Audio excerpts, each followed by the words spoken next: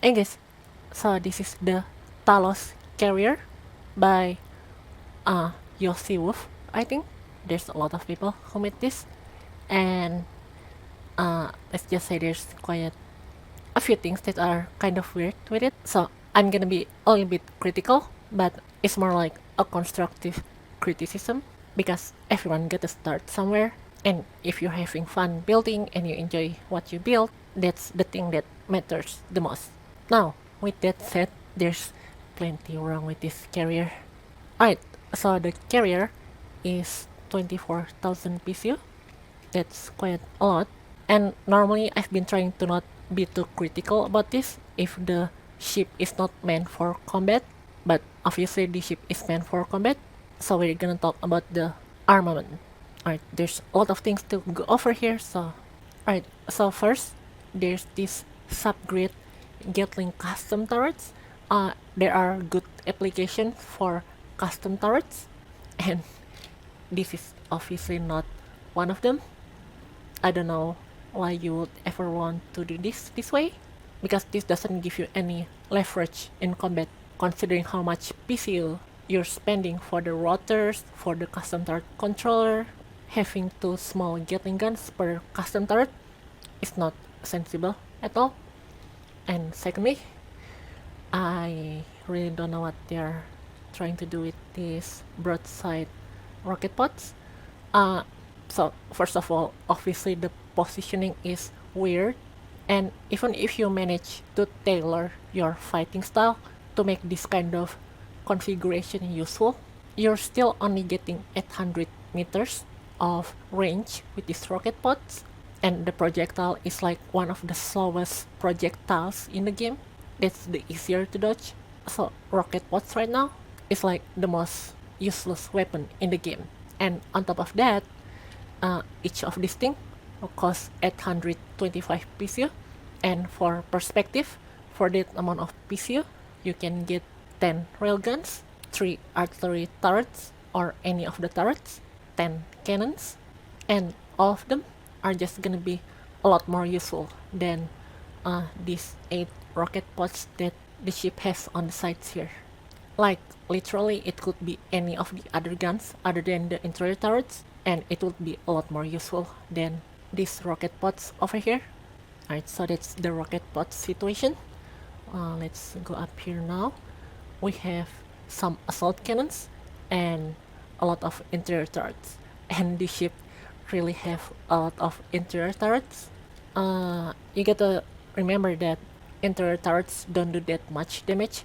They are useful to put in like places where you don't have conveyors or very tight, but you certainly don't need this many interior turrets.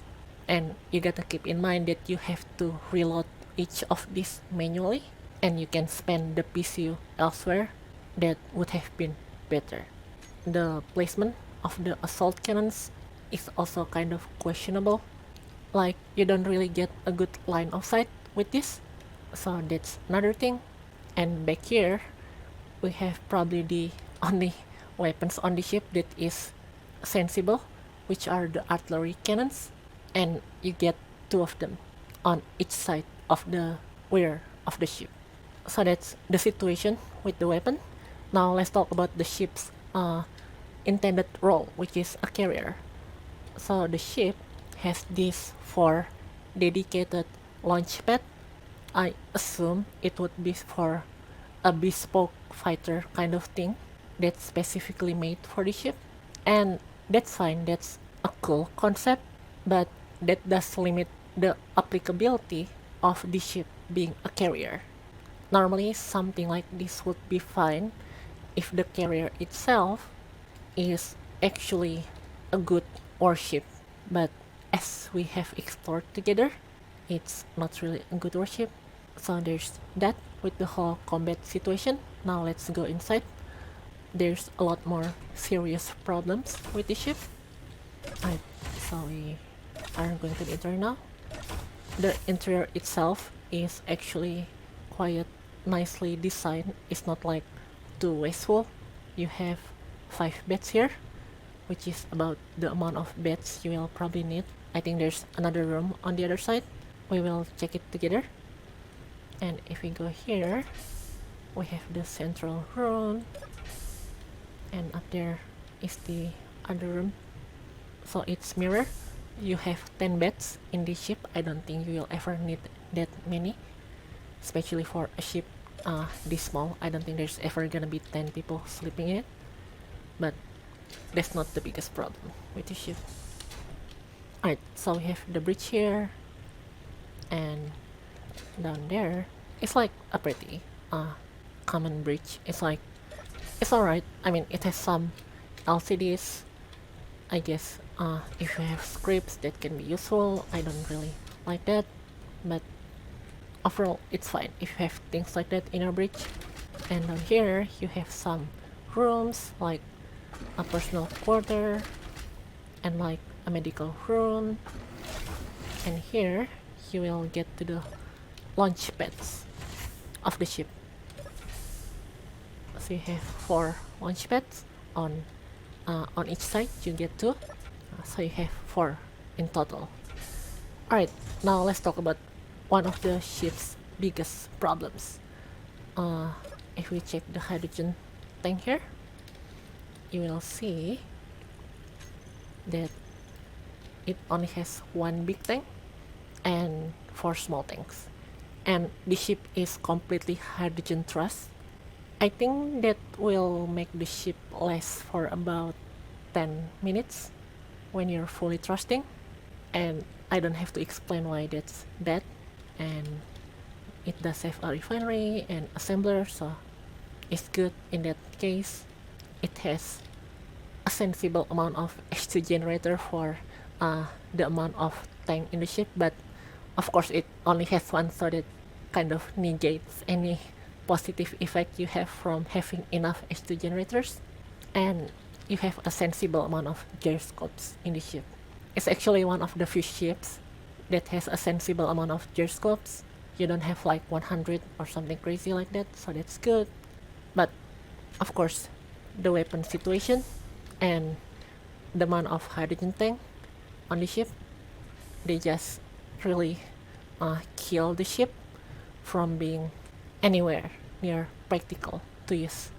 And one more thing that I want to point out before I test fly the ship is this kind of interior turrets. You might think they are very useful, but interior turrets are, in terms of interior, they are more useful when they are like in an open space. Like if your interior is a big hangar, you might want to put an interior turret there, because in a ship like this, if someone want to board the ship, like you get a real PvP border on your ship, they won't be walking in your hallways like this. They will just literally grind through the wall. So this kind of interior turret is not really that useful, but that's fine. Let's fly the ship now.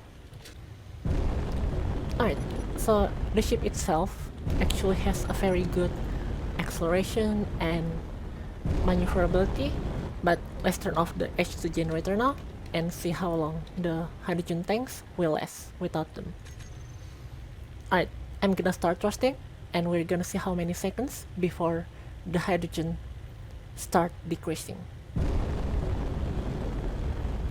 Alright, so that's, alright, that's like 3-4 seconds. So 3-4 seconds times 100, you'll get about 5 to 7 minutes of full thrust with the ship. And maybe if you let go of your thrusters in combat for a bit, you will get like 10 minutes, which is about what I calculated. So like I said before, the fuel situation is really not that great with the ship. And of course this is customary to say for me, but for a ship this size you will probably want a drill. Alright, let's try to fly this on a planet now and see how it performs. Alright, so like I thought before, it can fly really nicely in atmosphere or gravity, but of course with the fuel situation, it's really impractical to use this ship for planetary flight. Like, it will run out of fuel in about 10 minutes in space, and in planets it will run out of fuel even quicker. So there's that. So obviously the ship wasn't made with PvP combat in mind, or survival for that matter, because of the fuel situation. So my advice to the creator would be obviously add more fuel tanks for more fuel, and maybe review some PvP discussion videos out there. Me and other YouTubers have made a lot of them, or maybe review actual PvP footage to see how people actually do PvP combat in Space Engineers. Because as of right now, this ship will be completely obliterated in any kind of PvP combat. Right, I'm gonna try to crash the ship now.